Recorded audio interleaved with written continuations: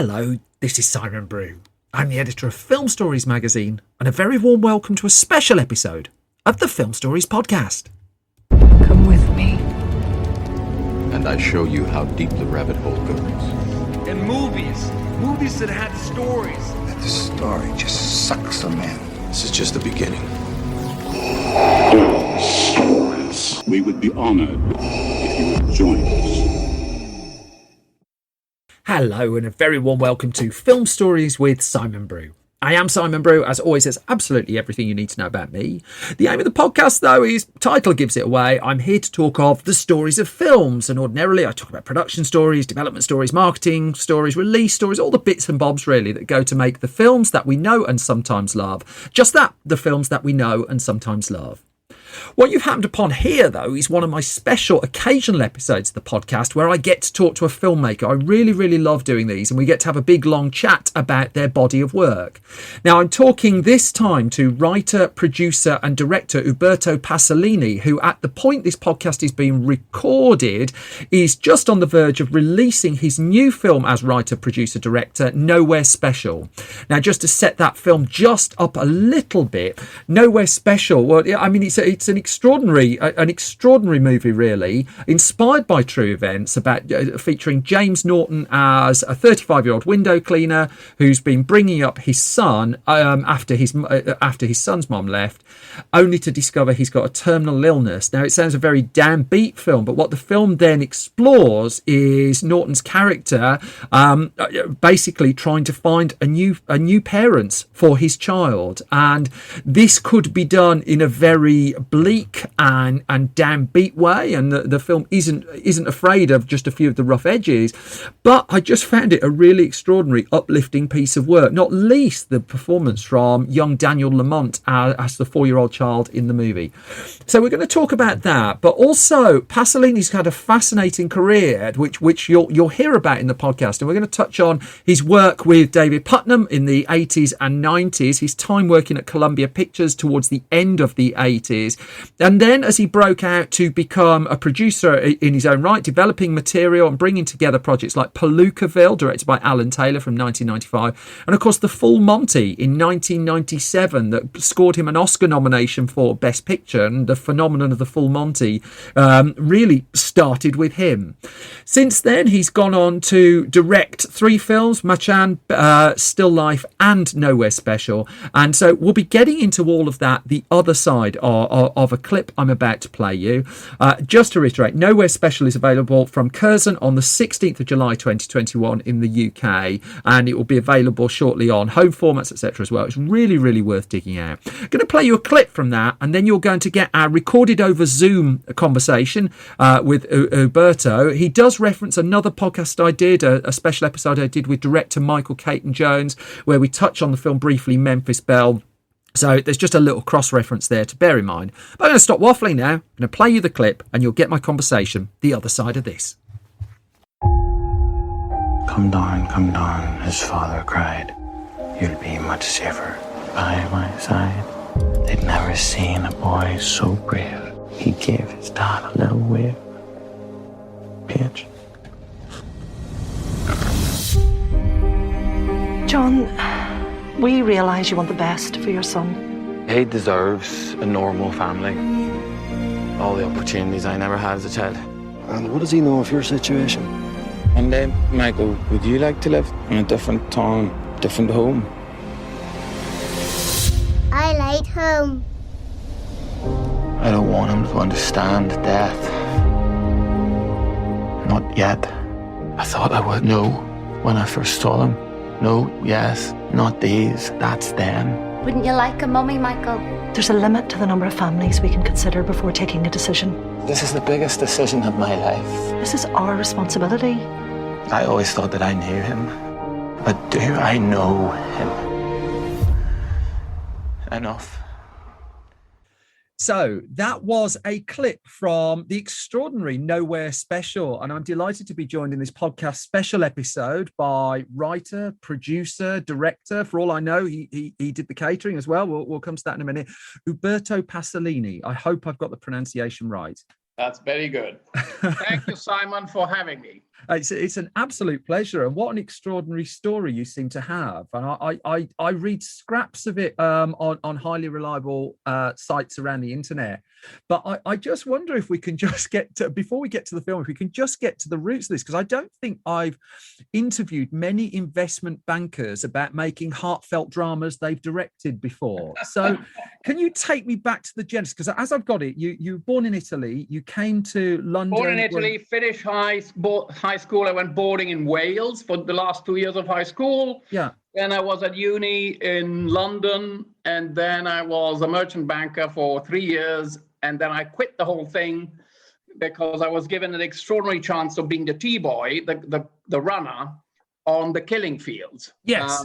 That David Puttnam was making in 1983, made in 1983, with an extraordinary group of people in Thailand and also in America. I joined him as a T-boy, and I ended up working with him on and off for 10 years. We did more films together, him as a producer, me either as an assistant director or something similar. And then we went to Los Angeles at Columbia Pictures for 2 years. He was a chairman, I was his left foot. And then we came back, and we worked on a few more films together, including Memphis Belle, that was part of the podcast, a lovely podcast you did with Michael Caton Jones some time ago. And then I went off and decided to try and do my own little things, and made first, I think, a very special small film called Palookaville, which is a bit of a jewel, a treasure, shot in New Jersey. And then I got very lucky working with Simon Beaufoy and Peter Catania. We made the full Monty together, and then I made a few other films. And in the last 10 years, I found that I discovered the pleasures of directing, basically, and writing, which I had not really done before. I had been a very hands-on director. Most directors, in fact, hate me as a producer because of that. Too many opinions, not very good ones, and frustrating to work with. And I fell on a small story about a group of Sri Lankans who pretended to be the national handball team of Sri Lanka to get a visa into Germany, into the West, this golden land of opportunity. And I ended up co-writing rather, and directing that as my first feature. And I got a bit the buzz of both the writing and the directing. And over the subsequent years, I fell on 2 different articles again. I have very, very little imagination, and so I have to rely on other sources for ideas, for knowledge, and one was about, it was an interview to somebody who works for the local borough, the local council, and looks for the families of people who have died alone, and that became my film called Still Life, with the genius Eddie Marsan. And then more recently, 2 years ago, 2.5 years ago, I read this article, which I still have here.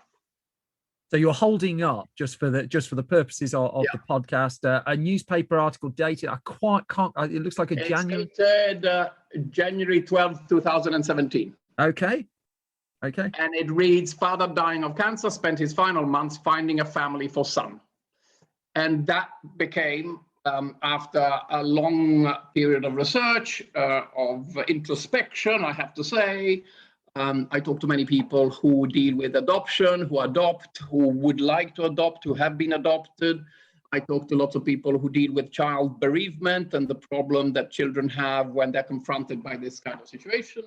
And I put a lot of my experience as a parent, I'm the father of 3 grown-up girls, into imagining what it must have been like to be confronted with a situation like this one. A young father, a very good father, single father, without a family behind him, who was confronted with the need to look for literally a new family for his 4-year-old boy, because he had been told that he didn't have long to live. And rather than a story, I think we wanted to just do a portrait of a moment in the life of this father and this son, and how their relationship changes through the daily routines that remain very much part of their lives, going to school, having breakfast, having nits taken out of the hair of the child, going to bed, bedtime story, everything normal, everything, nothing, not special, was nothing special, except that every love between a parent and a child is special. And in this case, these two had lived together for each other for the first 4 years of the life of the boy. I should emphasize that I wasn't able to find out anything more than the bare minimum that was written in the newspaper article about the experience of the young father and his son, and therefore the film is inspired by their situation rather than being a retelling of their story. And as I said, I don't even think much of the film as a story, in the sense that there is no beginning and middle and end. In a way, we just see the middle. I don't know if you agree with that, but we don't have the inciting incident, as they call it in filmmaking or film writing theory, of a visit to a doctor who tells the father what is happening. We don't have a sad ending, whether a funeral or a death. We don't have any of that. We focus on the two of them meeting prospective adopters and living their life as normally as possible, but gradually accepting what is happening to their unit. You've given me an enormous amount to get my teeth into there. So can I rewind then? Can we sort of do that in a kind of a vague chronology of how you've lived your life there? Because you mentioned, just for instance, right at the start of that, going to work on the killing fields. And then this extraordinary time with Lord David Puttnam, and if I'm to believe entirely reputable internet websites, that you're shaking your head. I see that. I don't know. I don't check. But the story that I'm reading here was that you were turned down for a job on the killing fields, and then you bought your own ticket and turned up on set.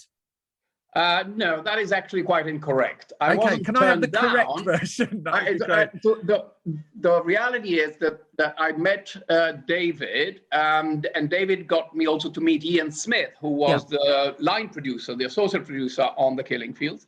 And they both realized that I didn't know anything about cinema. I didn't know what I was talking about, except I had a passion from a very young age for films. And they said, look, you don't know anything. We are making a film in Thailand. If you are there when we are there, you can look at what we do and how a film is made. So I wasn't rejected. I was offered the possibility of being a witness to the process. And I did buy myself a ticket, and I found a little hotel next to the big hotel where the English crew was staying. And I showed myself up 2 weeks before the beginning of the shoot, and the production office sent me to the room where the assistant directors were sitting and preparing their work. A motley bunch of Brits, lovely people, really lovely people who are still friends. I was talking yesterday to Bill Wesley, who was the first assistant director. I'm still very much in touch with him, and I see him once in a while for fish fingers. He's not a very good cook. But he's you can't mess fish fingers up, surely.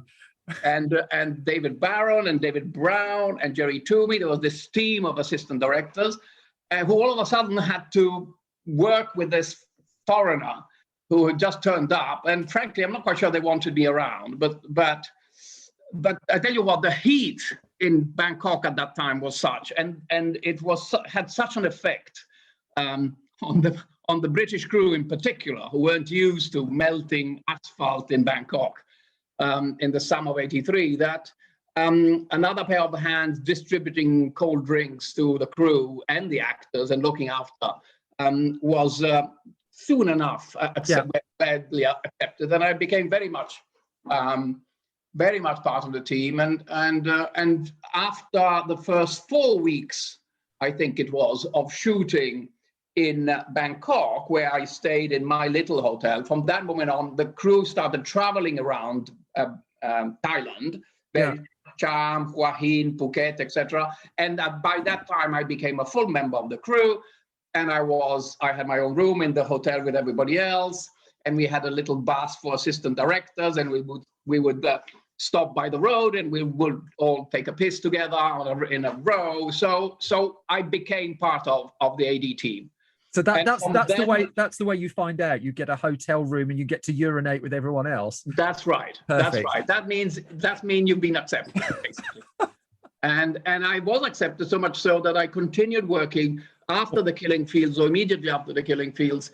I spent some time. David Puttnam was extraordinarily generous and asked me, or suggested, that I would spend some time in the editing rooms with Jim Clark, the famous Jim Clark, and of course Roland Joffé. And I sat behind them for almost 3 months, hearing how decisions were taken and how the film was going through the various different edits and the preview process. It was absolutely fascinating.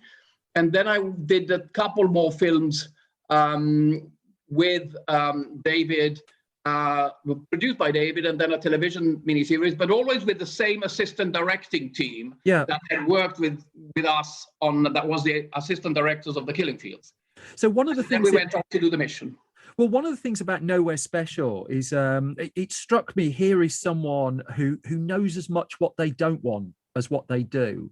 You know, that you don't go for the melodrama in that film. You do keep it quiet, you keep it focused, you keep it relatively upbeat given the subject matter as well. I wonder, are those lessons you took from listening to those conversations in editing rooms, or is that more to your personal taste? I think first of all, the films we are talking about, things like The Killing Fields, yes, of course, things like The Mission, have their own language, and it's the right language for those films. And there are dramatic situations because the story that they were telling needed dramatic situations, was made up of dramatic situations. The stories that I have been attracted to in the last few years, and let's remember, I've only done 3 films as a director, were stories that did not need dramatic situations, that they could have been treated that way, didn't necessarily need them. So that's one aspect of it. And the other is, yes, my taste, my natural inclination is for low volumes. For subtlety is a complimentary word, so I wouldn't use subtlety, but softness maybe. I like a soft approach, and I think that certainly in the case of Nowhere Special and the situation that lay behind the love story between the father and the son, the situation the two encounter and live together, I felt that in my world, the only way to treat it was softly, in a non-dramatic and certainly not melodramatic way. So very much, you're right. It was a question of what to leave out, and I left out specific situations that, in a way, were part of the story, like visiting the doctor or whatever, that kind of thing just is not in the film. But also, I left out explosions of drama or melodrama between the father and the child, or indeed between the father and anybody else that he meets over the course of these 2 months of their life we capture in the film. I feel that it was the right language, it was the right volume, it was the right tone to adopt for the film. And I think we got it right. I think you might be right there. I think you might be right. One of the most fascinating eras of certainly Britain in Hollywood was one that you appeared to be absolutely at the heart of. I think we can say the tumultuous period where David Puttnam was heading up Columbia Pictures, a Brit heading up a major Hollywood studio. And the narrative, because I read lots of old film magazines, so I kind of get a taste of how it was then. But again, that's just reporting as people saw it. But the impression that was put across was that David Puttnam didn't particularly like Hollywood, and Hollywood didn't particularly like David Puttnam. And I'm just curious if you think that's a fair reflection of what the year and a bit time you were there, but also what your viewpoint of it was, because I think it's an extraordinary period of time that just seems to have been glossed over. Well, don't think that David did not like Hollywood. Quite the opposite. He loves the history. He's deeply knowledgeable about the history of Hollywood, and he loved the opportunity of working there. Whether Hollywood and what is Hollywood loved him, I think the main issue was David was hoping to bring a slightly different way of doing the business of Hollywood. And there were vested interests, in particular some agents who are not there anymore, who did not want to give him, they saw no advantage in giving him the opportunity of working in a slightly different way. And so there was some resistance. But at the end of the day, the period came to an end basically because Coca-Cola sold the company. And that freed David to come back to England and to do films which were maybe closer to his heart than having to run a 20-25 feature films per year slate. But we did make some very special films while we were there, whether it's Hope and Glory, which was brilliant filmmaking by John Borman, down to Emir Kusturica's Time of the Gypsies, which was a simply extraordinary piece of filmmaking. Maybe not very close to what Hollywood studios would be normally producing, but nonetheless, he was working with European directors, he was working with new directors that had not had chances before. He made the second Spike Lee film we made when we were there, School Days. We did some special stuff, and some worked and some worked less well. And I'm sure that if Coca-Cola had not sold Columbia and if David had stayed there a little longer, a way of working with some of the agents who were more resistant to David's way of approaching the business would have adjusted themselves, and we would have had a more successful time. So when you and David left Columbia and came back to the UK, Columbia straight away made, I think it was Ghostbusters 2 and Karate Kid 3, and you came over here and you did Memphis Belle, a film that's not talked about an awful lot at all, Meeting Venus. And I remember David Puttnam, and this chat isn't about him. It's your role in it. I'm kind of curious. It should be about him. No, no, not at all. But I remember David Puttnam going on Barry Norman's film program and talking about Meeting Venus, and it struck me that it was a strange way round for the British film industry there. That I think production was down to 30, 40 films a year, if that, at that point. Mm-hmm. And you got these two quite commercial movies off the ground, certainly by British standards. I just wonder what you personally remember of that period, because that looked like it was coming up to a transitional period for you as well. It was. What was very interesting was that David Puttnam came back and reconnected or started up again his relationship with Terry Semel and Bob Daly at Warner Brothers. He did a deal with Warner Brothers, a financing deal that included Warner Brothers and Fuji TV, a big broadcasting and media group in Japan. And with those resources, he was able to make, first of all, Memphis Belle, indeed, which was something we had started developing when we were at Columbia Pictures with Kathy Weiler, the daughter of William Wyler, who had made the original Memphis Belle film during the war itself.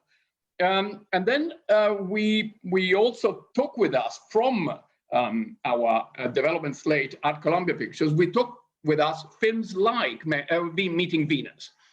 David Puttnam has always been a great lover of great directors, and István Szabó he's still around with us, one of the great Middle European directors of the 70s, and the 80s, the 90s.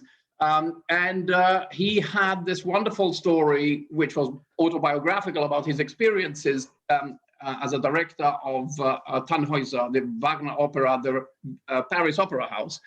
And he made this sort of crazy comedy about the difficulty of being an artist, or be creative, and how things happen in spite of everything. And it's a sort of reflection in a way of filmmaking too, every possible obstacle is put in front of you, and somehow you find a way of arriving at the opening night or at the opening weekend of the film, as we are now with the Nowhere Special opening weekend in 2 days' time. And so you coming through that period there, I mean, I just mentioned before about it appeared to be the transitional point, but at what point did you, in your heart of hearts, decide, right, I want to produce things myself? Because you mentioned Palookaville there, and Palookaville, if I've got that right, to use a crude Hollywood term, was a film that you kind of packaged together. Yes, that's right. Together. Well, no, package. I developed it. Yes. What happened was I was working with David, and David allowed me to use some of my time and actually some of Warner Brothers' money to develop a film inspired by 3 short stories by the Italian writer Italo Calvino. And I found a brilliant playwright in America called David Epstein, and I showed him these short stories, and together we built a what would have been a Monicelli, Mario Monicelli comedy, but transferred to the America of the late 80s, and the crisis, and once that script was in existence and it came out, I think, wonderfully well, the script itself, I basically said to David, I really want to make this, and he said, go ahead and make it, and that's where I basically left his employment and left this partnership that had taught me so much, or should have taught me a lot. Maybe I didn't learn enough. In fact, I'm sure I didn't learn enough. And I went off and made Palookaville, and then I continued working on my own. And the second film we made, the company I had, was indeed for the Full Monty, and then it. And so what I find really interesting about those 2 films in particular, I mean, I remember in a previous job going and doing a press junket for Thor: The Dark World, which was directed, of course, by Alan Taylor, who you discovered directing Palookaville. And I think it was an interview with Christopher Eccleston that I did, who was in that film and didn't seem to particularly enjoy being in that film. And all he wanted to talk about was Palookaville, a massive junket for a huge Marvel blockbuster. But it was the finding of directors in both of those cases, because you've mentioned the Full Monty there, and you, if I've got this right, you found Alan Taylor, and I've had Peter Cattaneo talk to me on a previous episode of this podcast as well, and you gave him a break as well. And I just wonder, as a producer, where are you looking for your directors? Where do you find talents like that? Well, in the case of Alan, I had the script and I went to talk to a lovely agent, fantastic agent in Hollywood at CAA called Beth Swafford. Yeah. And she gave me graduation short Alan Taylor had done out of NYU, which was brilliant, absolutely very, very special. And I shared the screenplay with him and he liked it, but he was hoping to make something he had written. So the process took a bit of time, and then the script he had written didn't come together, and I was lucky enough to meet somebody at American Playhouse, a man called Lindsay Law, who used to run American Playhouse at that time, and he gave us the resources, and we made the film. In the case of Peter Cattaneo, I saw an absolutely lovely episode of a series called Loved Up, or maybe the episode itself was called Loved Up, which was a short film, or medium film, length film. And what struck me about that was its the natural quality of the events and how they were portrayed, the truthfulness of it.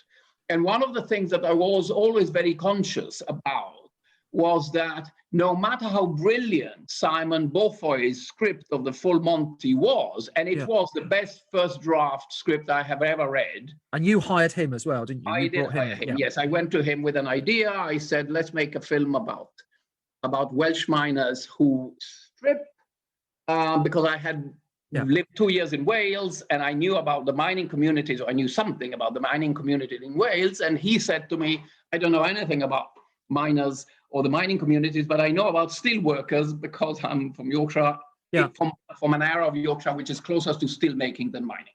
And I said, that's fine with me too. And so the miners became steel workers, and he wrote what was really, truly the most special first draft script I've ever read.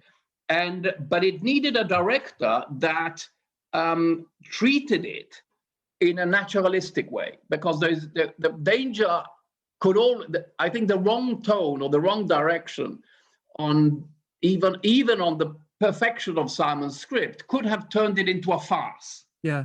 And the film works because it's not a farce. Instead, in fact, it's a very sad film in many respects. The issues that Simon script deals with are very painful, very difficult, very hard issues. The engine of the film is, let's say, comedic, men stripping, but even that is can be a painful process for our leads. And you wanted somebody who was very, very sensitive.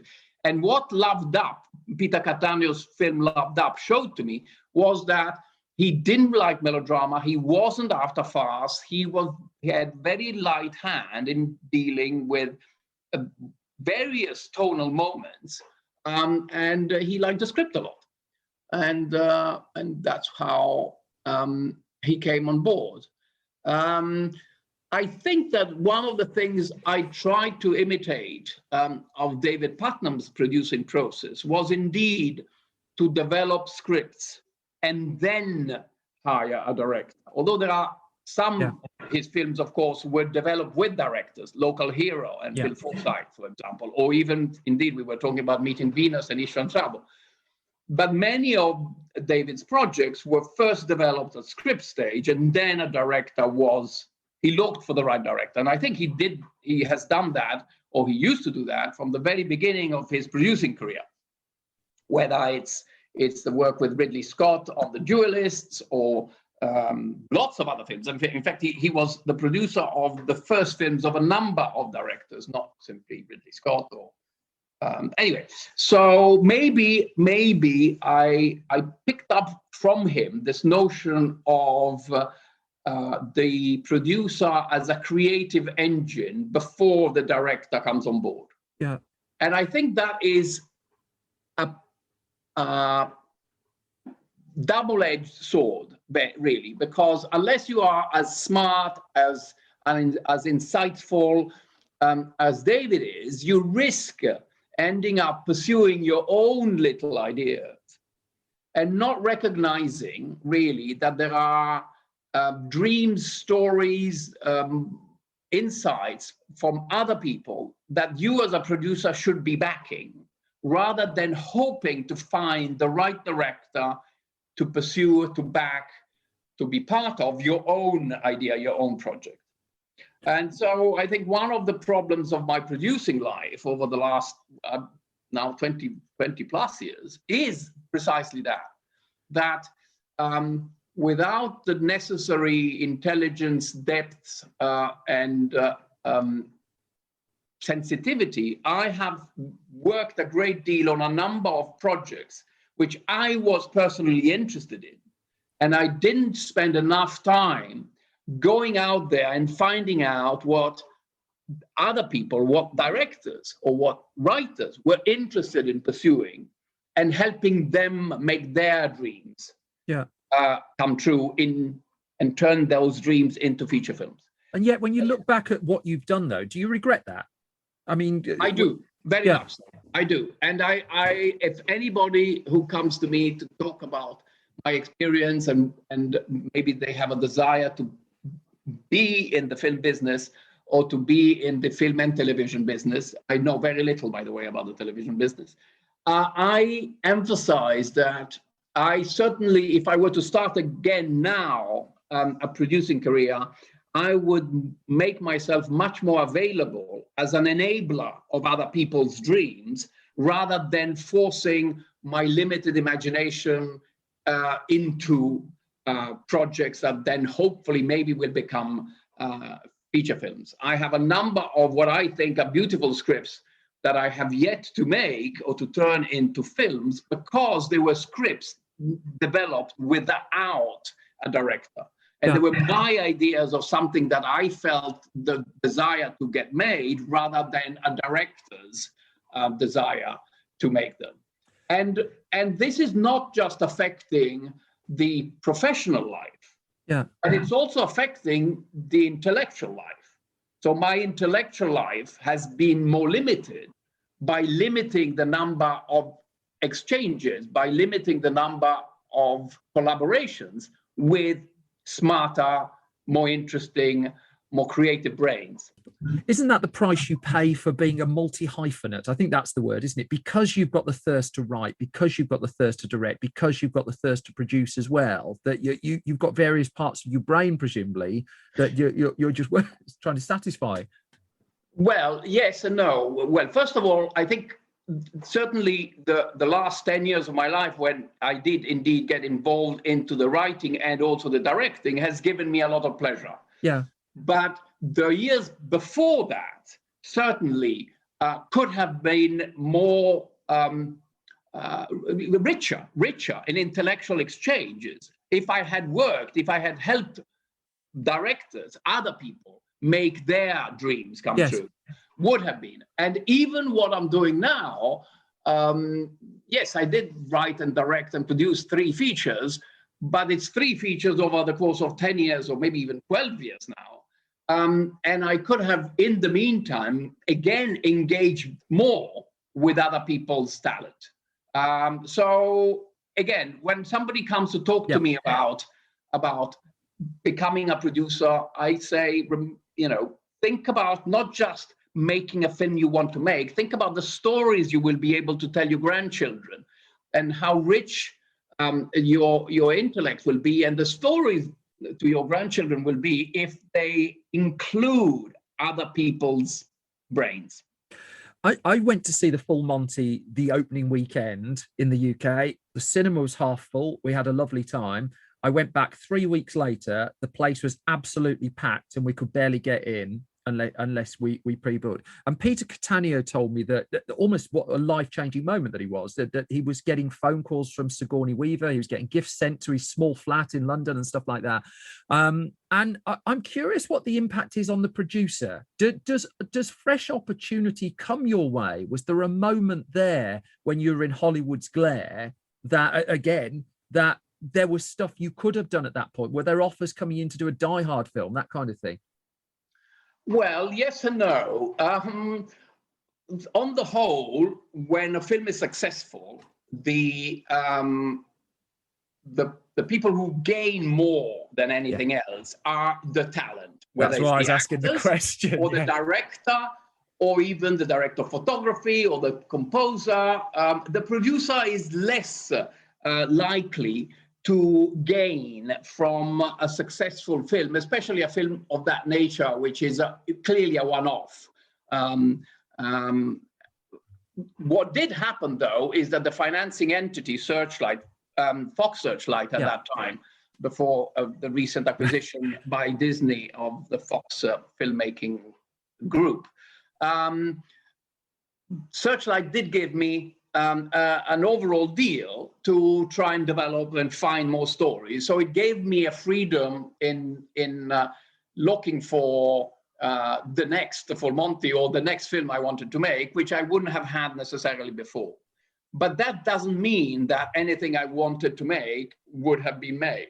Yeah. And in terms of being offered films, it so happened that I was then starting to work for Fox Searchlight on a film that was written by the wonderful Billy Ivory. That was not as successful as it should have been. That ended up being called The Closer You Get. And it was a lovely script that Billy wrote, inspired by an article again that I read about a story set in Spain, but we moved it to Ireland. Billy's Spanish is not very good, and so we changed it to Ireland.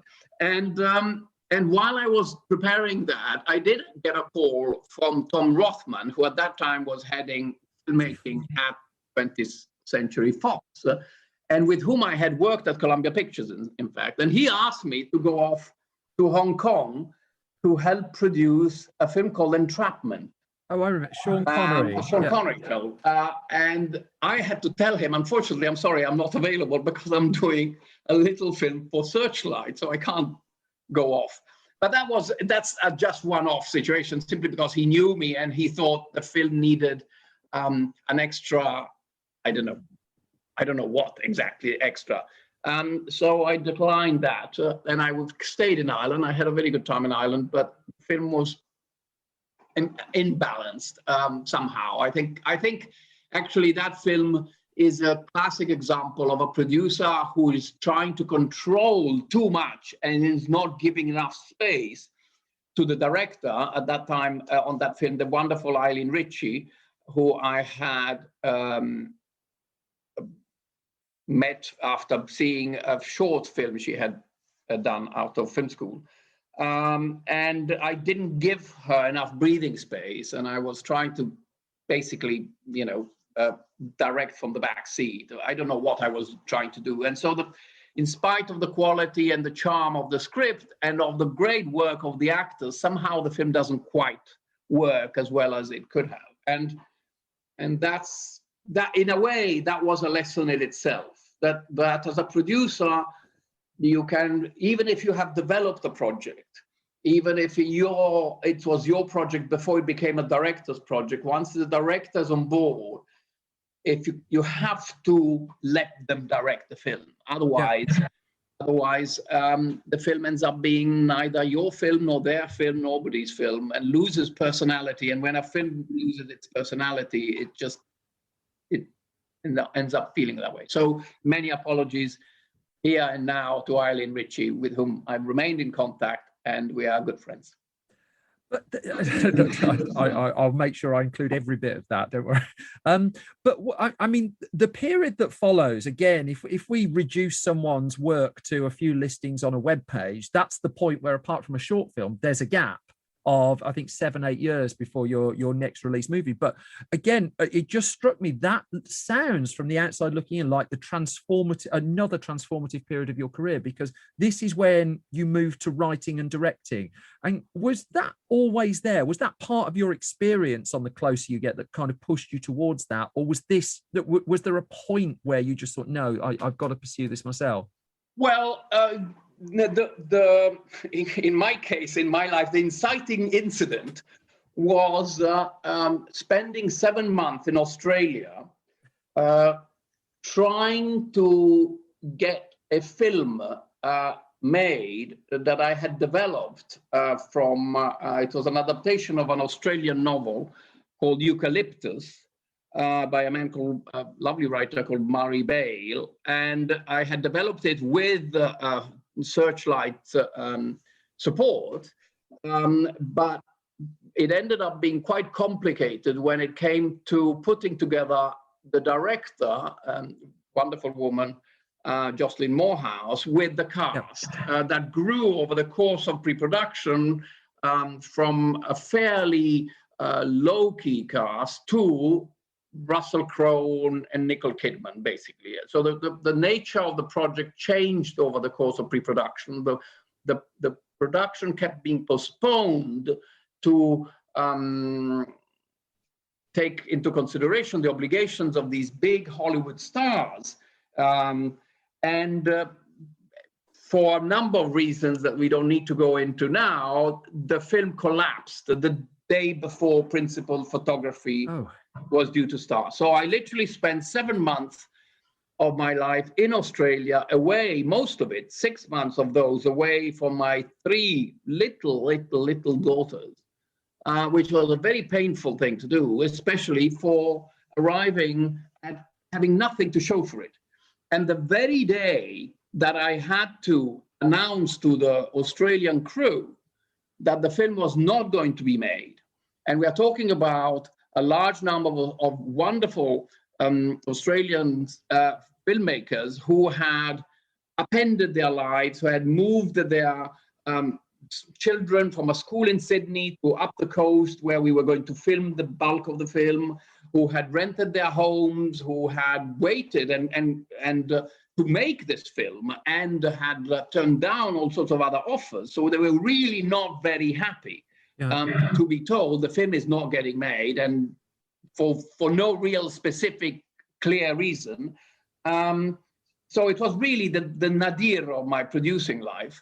I opened the newspaper, the Sydney Morning Herald, and I read this tiny little piece of a news agency flash that talked about 23 members of the Sri Lankan national handball team. And I saw this, and I saw, again, the possibility, like the full Monty, of making a film that dealt with very serious issue. In that case, it was unemployment and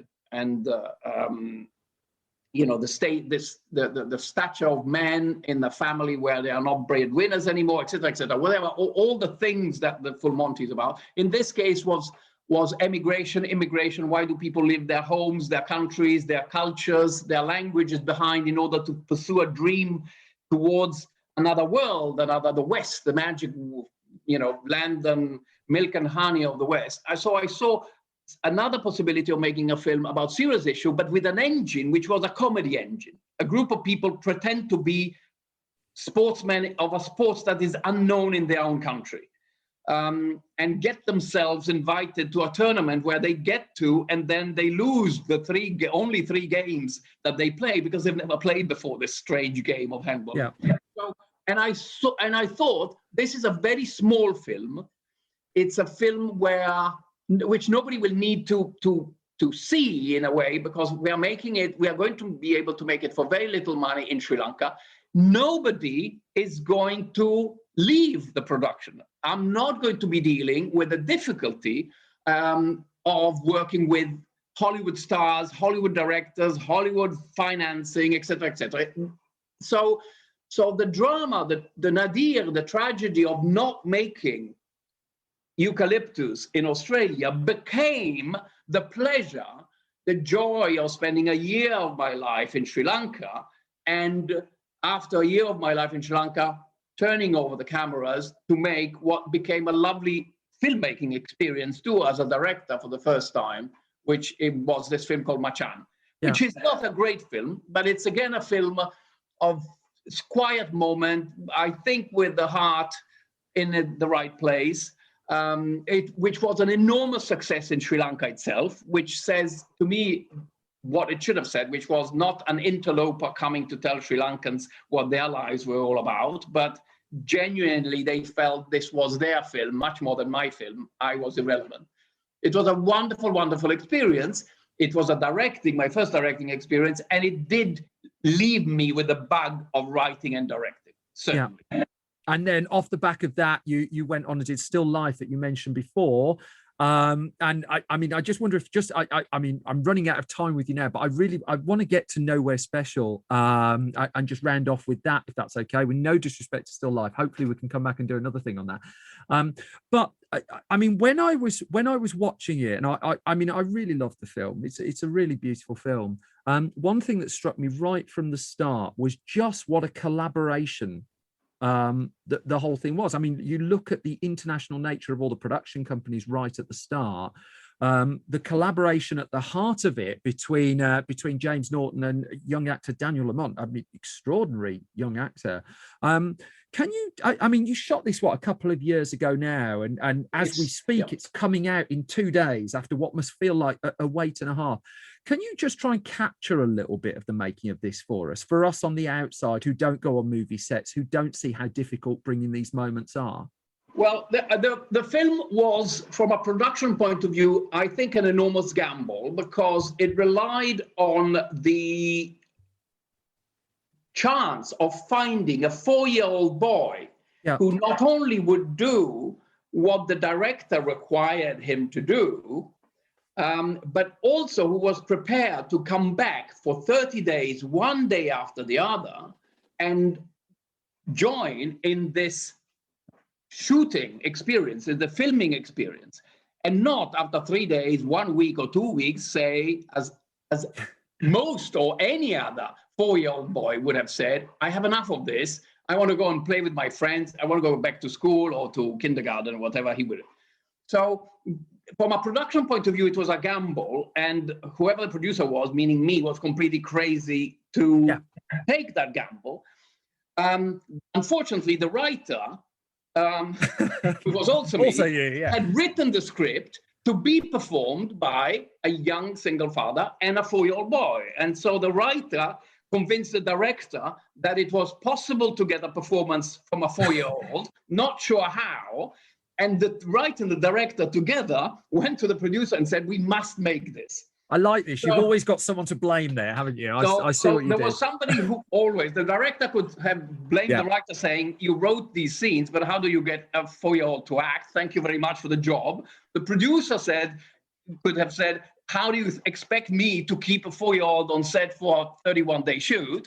But nonetheless, we took the gamble, and for some magic, which has nothing to do with the writer, the director, or the producer, we found Daniel Lamont, who was the most charming, ebullient, full of life, lovely, lovely kid with the most lovely family with him. And he took an immediate liking to James Norton, who is the most generous actor, certainly when it comes to working with children, I have ever met. Because he was genuinely ready to spend time before the shoot playing, going to see Daniel at home, playing with his toys in his room, going for walks with him, having lunch and dinners with his family. But also during the filming itself, whenever we were not actually filming, going off the set and playing down the garden or with a rabbit or whatever it was happening, that cemented a true friendship between him. So much so that the relationship that you now see on screen, it's not a manufactured relationship. It's a true friendship. It's true love that you have between James and Daniel, or rather between John, the father in the film, and young Michael, the son in the film. And when it comes to the direction, I was told by, for example, the lovely Carla Simone. I don't know if you saw her film, Summer 93, it's called, which was about a young girl who has lost her parents. I've not seen Not as young as this, she was an 8-year-old girl, 9-year-old girl. So the directing problem was different. But I was told, basically, the way you work with children is you film an enormous amount of footage. You have somebody on the side of the camera shouting instructions throughout the take, and then when it comes into post-production, you clean up the sound, you use the best snippets of whatever shot you have taken of the child, and you combine them with the reverses on the grown-ups or grown-up, and that's how you make the film.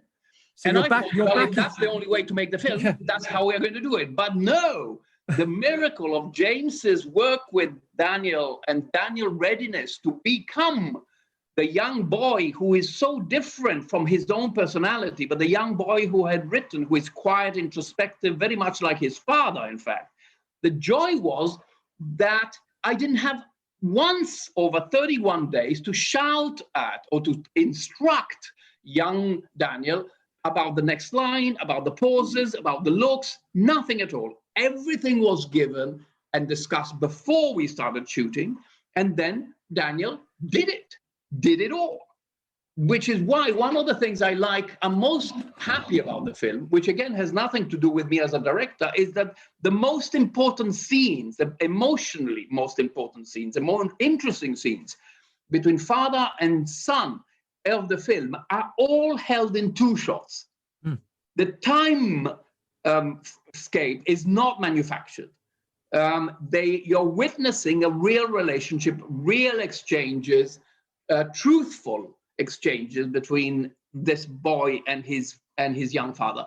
And that, I think, is one of the reasons why the film has such an effect. One of the reasons.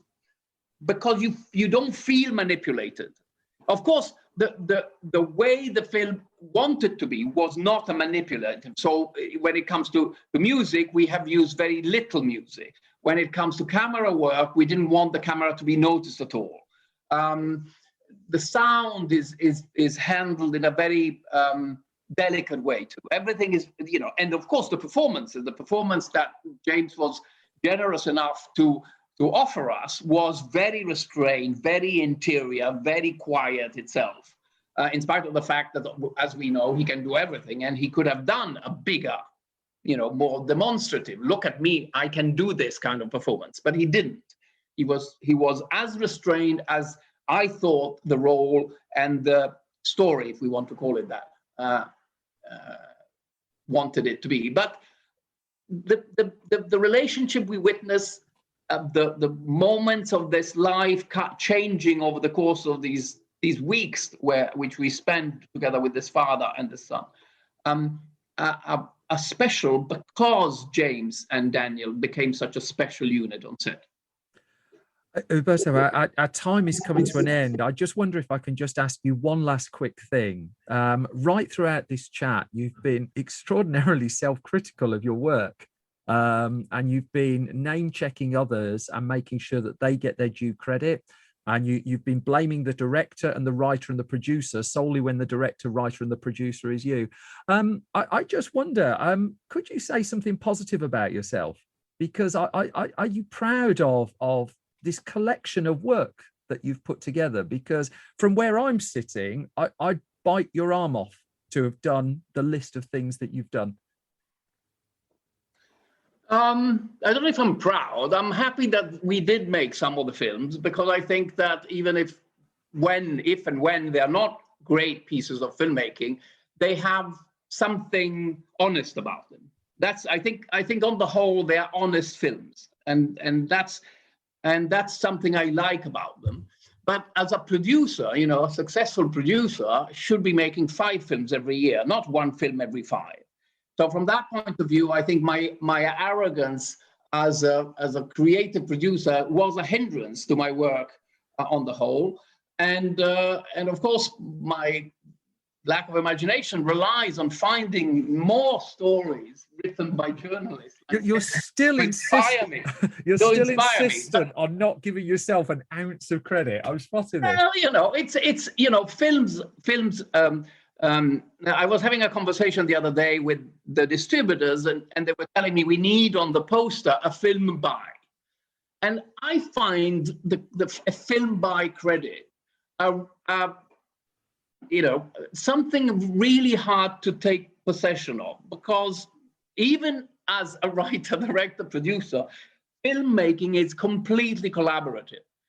The film that you have just seen, Nowhere Special, which I hope many of your listeners will go see in the next few weeks, is a film that would never have happened without Daniel, would never have happened without James, would never have happened without Marius Panduro and his powerful shoulders keeping a quiet handheld camera so wonderfully together. It would never have happened with my editors. It just it's all together. Yes, at the end, somebody has to make decisions, but you make decisions based on what you have put together with other people. Do you know what, Uberto? If you won't say it, I will. It would never have happened without you either. And I'm very glad it exists. I think you've made a very special film, and I thank you so much for your time. Thank you, Simon, for giving me the chance of chatting. And let's have another chat about still life another time. There you go, folks. How's that for leaving it on a cliffhanger? I hope you enjoyed that conversation with Uberto as much as I did. Again, Nowhere Special is out in UK cinemas the 16th of July 2021 from Curzon. It won't be long before you can watch it at home as well. I do recommend seeking it out. If you want more of my waffle, if you want more from Film Stories, I'm on Twitter at Simon Brew. Film Stories on Twitter at Film Stories Pod. Our website, filmstories.co.uk. All sorts of every weekday updated with news, interviews, reviews, just movie natter, really. You can find all of our magazines and our Blu-ray at store.filmstories.co.uk. We're on Facebook at facebook.com/filmstoriesonline, youtube.com/filmstories. But most important thing, as always, is that you're all right. And I thank you so much for your time. I thank you so much for your eardrums. I'll be back with your regular episode of Film Stories soon. Until then, you all look after yourselves and take care. Bye-bye.